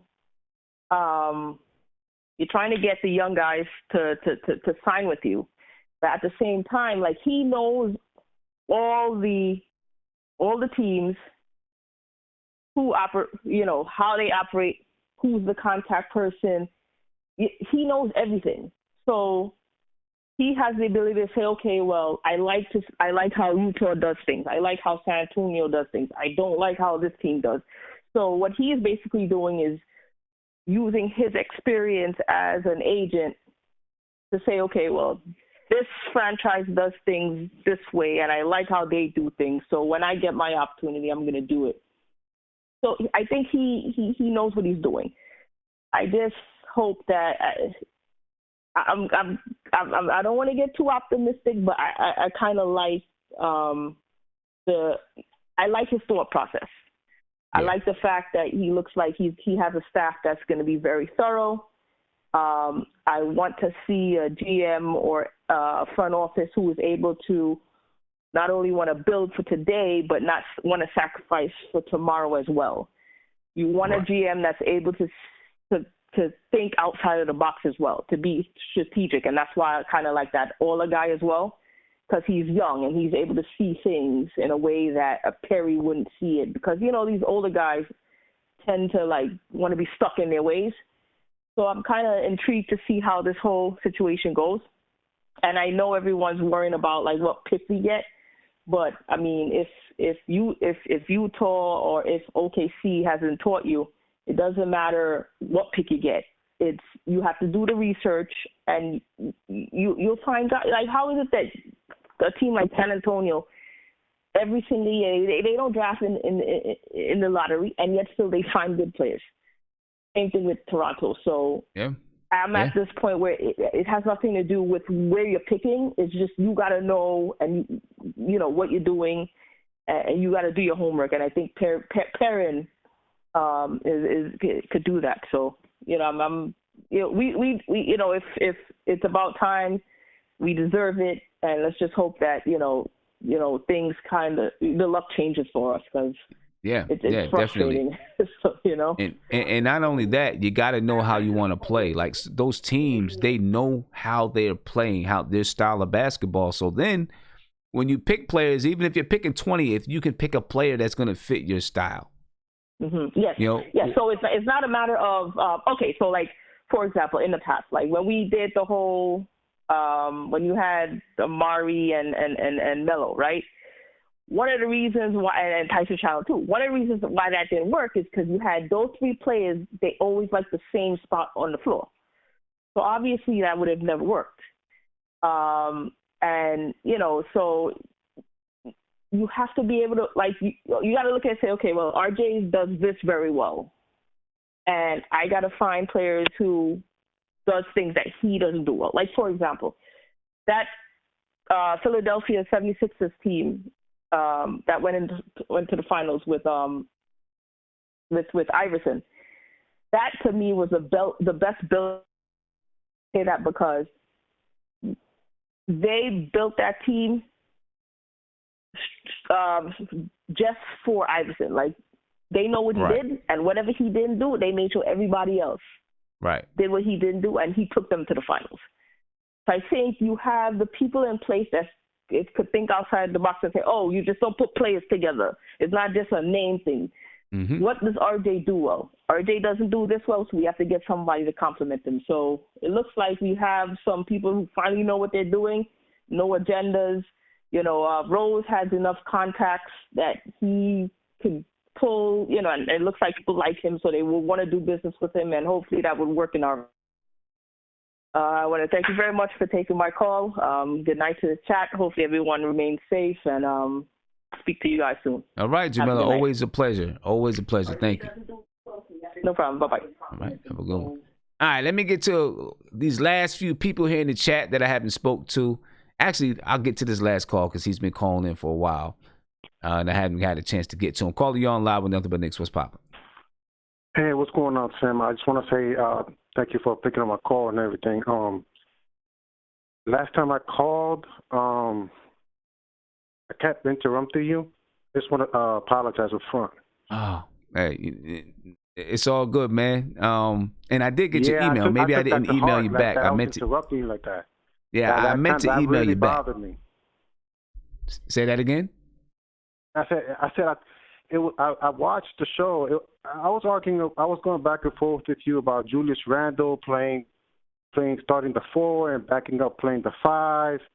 And after I finished watching, I was like, man, I just kept interrupting you, and it rubbed. And I was like, man, I want to make my points because that's what I want to make a call, make some good points, and make sense. But I don't want to interrupt you. I don't want to interrupt you when you want to tell me something. You feel me? Nah, I feel you, man. I appreciate you coming on. Yeah, I'm the caller that the whole Daniel Oturu. It was long story short. I just want to say I respect what you're doing. I like what you're doing, and I'm glad that I can call and the whole nine. Hey, I appreciate it, man. And I did get your email, and I was planning on emailing you back. I must have got preoccupied and didn't get a chance to. So you don't know what I was thinking. I was like, oh, forget it. No, man, it's not even like that. I get it. But I appreciate you calling and let me know that, though. Okay, cool. I just want to say, I want to talk some stuff about Jrue Holiday real quick, if that's okay? Yeah, man. Okay, so I heard about you guys talking about Jrue Holiday to the Knicks. Sounds like a great idea. Could be a good idea. Do I think that would happen? I don't think so. Also, I know that you like Lamella Ball a lot, and I don't feel, I think he's could be a great pick.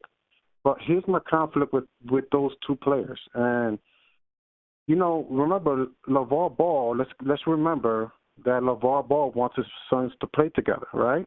Mm-hmm. So you got already Lonzo Ball in New Orleans, right?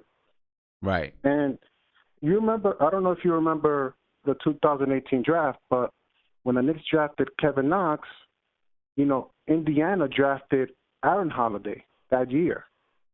So here's where I'm getting my point. And you know who they picked up last year in free agency was Justin Holiday, Aaron Holiday's brother. Right. So I hear everybody's talking about Jrue Holiday, and I think I'm sure you heard recently about Victor Oladipo to possibly to the Knicks, right? Am I right? Yeah, I heard some stuff about it. Maybe somebody. Right. Maybe someone said something about R.J. Barrett in a trade. I don't know if it was just speculation or what. But here's where the stronger point comes in. I feel like we're getting into an age where brothers want to play together. Giannis even said the same thing with recently about he wants to play with his brothers, right? Mm-hmm. Giannis wants to play with his brothers, right? So this is new thing now. This is a new era where everybody wants to play with their brothers. The only brother that's missing in Indiana is Jrue Holiday. Right. That's the only brother that's missing. So I wouldn't be surprised if it becomes a situation where the Knicks can land Victor Oladipo, right? And Jrue Holiday goes to Indiana to play with his other two brothers, right? And the Knicks end up trading their first-round pick in that situation. I don't know who else they'll land, but New Orleans will want to get Lamella Ball to with Lonzo Ball. Believe that. And of course, even LeVar Ball would probably want that too. I mean, even though LeVar Ball's advocated Lamella Ball to New York, if Lamella Ball could play with his brother Lonzo Ball, that they're gonna say, okay, we gotta get this. They're gonna. Am I right or wrong? Hey, you know what? They could. Do you think? So do you think the Knicks would be moving that sixth pick? It's not gonna happen. It's just a possibility. A possibility, right? That. It's a possibility. Right. So I feel like the Knicks have. So how comfortable? I want to start asking you more questions about how comfortable do you feel about trading the first pick? Because I'm not a lot of callers today are talking about trading the first pick, and how do I say this? So in the Knicks landing Victor Oladipo. And another thing I want to talk about Chris Paul. Look, I'm a big fan. When you first said I like Chris Paul to the Knicks, I was with it. I was like, wait a minute. And you said something about, hey, Julius Randle, Chris Paul's going to help out, definitely open up Julius Randle's game. I was on board with that. I was like, oh, snap. That sounds fire. If he's going to help out Julius Randle's game, because Julius Randle, I said in the last time I called, he can be erratic, right? He can be alone. He's like, what are you doing, And I feel like Chris Paul. But then one thing that started to hit me is, I don't want no players that doesn't want to be here. Mm-hmm. Even though Chris Paul did not want to be in a rebuilding OKC team, and he's doing well in that situation. But I'm stubborn that way. I don't like players. If you don't want to be with the Knicks, cool. Look, do your thing over there. We want players that want to be here. We're trying to build something here. That's my whole thing. The Nets, all those players that was in the Nets, they want Spencer Dinwiddie, Joe Harris, all those players that are over there, they wanted to be there before Kyrie and KD got there. They were doing their own thing, and they were just rebuilding. But I'm not with the whole thing of, man, I don't want to.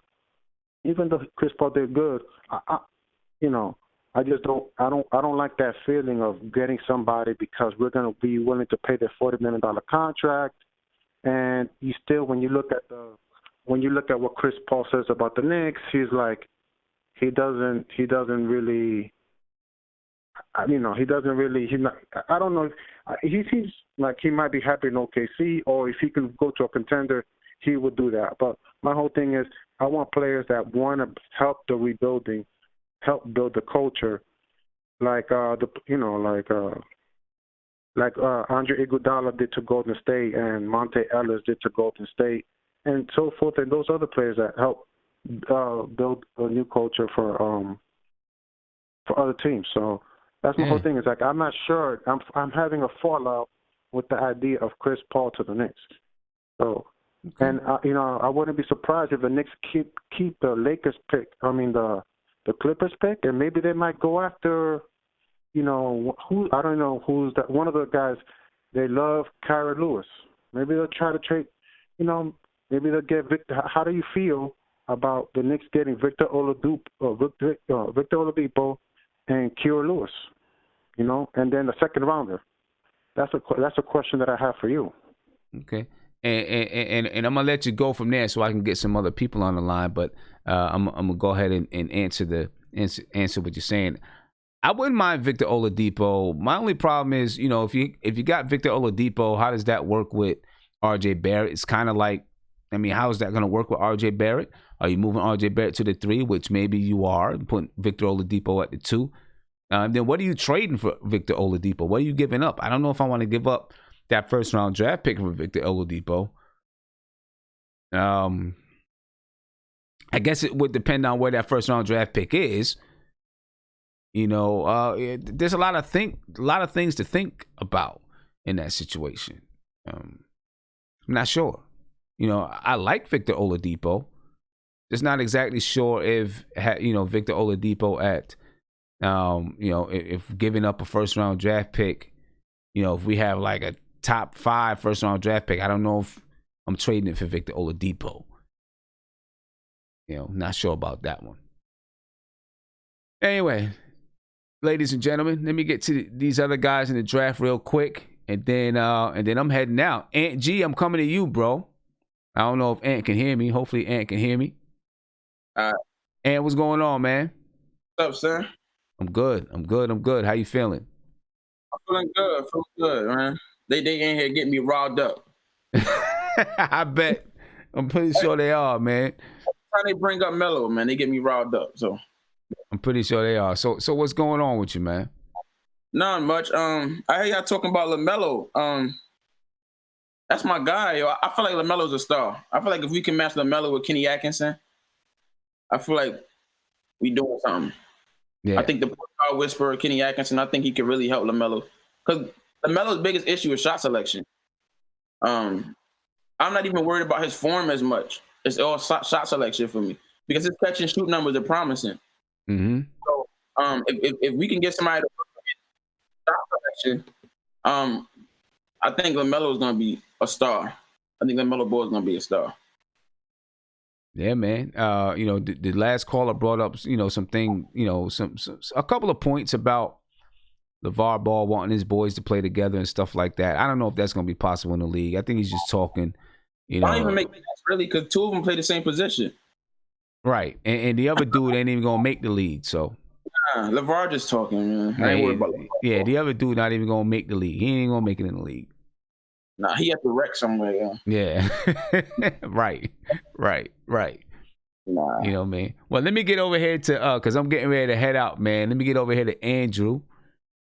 All right, and then I'm rock up out of here. Andrew. Hey, what's up, Sam? What's good, man? Hey, what's up? I know thanks for having me on, Sam. Yeah, I appreciate it. Sorry I'm getting to you last, bro, but it was an open show, so a lot of calls. And unfortunately, I've now got to restrict the people that I let into the video chat because of some numbnut that wants to do some crazy stuff. You know what I'm saying? So now only people that I know for a while. So only people that I'm familiar with, I'm gonna let in the chat.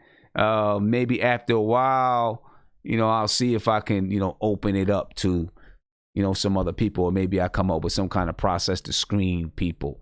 Now I can, look, where it says see who it is, and if someone doesn't have a picture, then, I may not, I won't let them in. But it's unfortunate, man, because it's a good thing going to some stupid dude got to come ruin it for everybody. Yeah, it's crazy, man. So crazy. And what happens with trolls is a lot of times they come back, right? They keep coming back. So, because they think they can get away with it.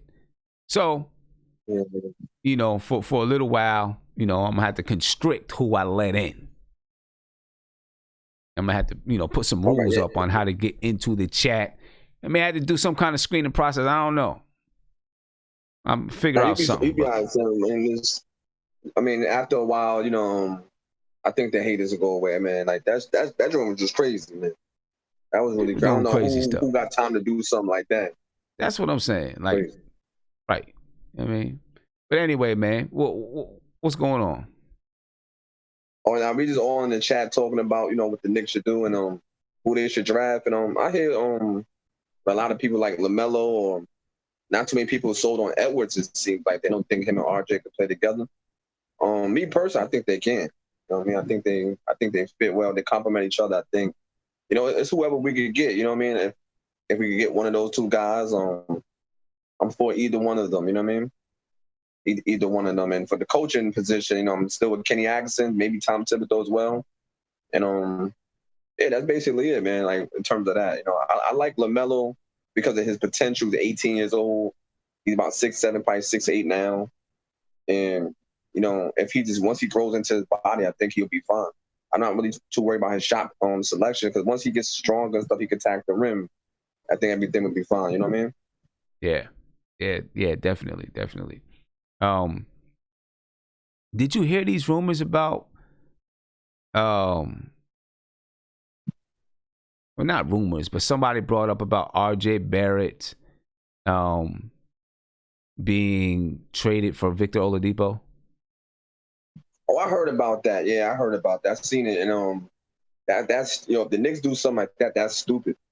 That would be the most dumbest thing the Knicks could do, because it's like, I don't know, man. Like that's just something they probably just throwing out there. And I don't think the Knicks should do something like that. I've seen it. I've seen it on Facebook. Somebody had posted it, and I'm like, that's just garbage if people do that. You know what I mean? Yeah. I went before that move, because RJ is still young and he has a bunch of potential, and we never know who we're going to draft. You know what I mean? Never know. I don't know. I hope they just don't try to just break up the young team and just try to throw a bunch of guys on it. I hope they don't do that. This is the first time in a long time we have all these draft picks and young players. So, you know what I mean? Like me personally, I'd rather just build through the draft. You know what I mean? Yeah. And I mean, I think I can't say that I know what Leon Rose and those guys are thinking. You know what I'm saying? But, it looks like from the people that they hired, they're going to be looking at doing some things in the draft. That's what it looks like. So. Yeah. Well, hopefully we I mean, if we just end up getting a bad selection in the draft, like suppose we like number 6, 7, 8, and 9, then I could see if they package that with something to trade to get something in. But if not, man, if we could at least get the top 5 spots, I feel like maybe there's gonna be a sleeper somewhere. I have a feeling it's gonna be a sleeper. Or if we could trade the later first round pick we had and combine it with the first round, the lottery pick, and move up, I think we could do that as well. You know what I mean? Yeah. All right, man. Hey, Andrew, I appreciate it, man. Yeah. But Sim, what's funny, right? One day I was I don't know if I ever said this on your show, but I was walking downtown and people recognized me from your show. I was like, man, you popping out here, son. Yeah. That's what's people up, man. recognize me, you know what I mean? Yeah, that's what's up. And your show is popping. Yeah, you should have pushed them over to your YouTube channel, man. And people recognize. I mean, some people, it's all right, though.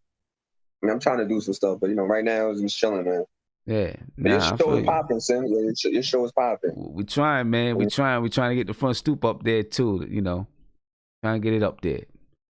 Hey, Andrew, I appreciate it, man. Thanks for having me on.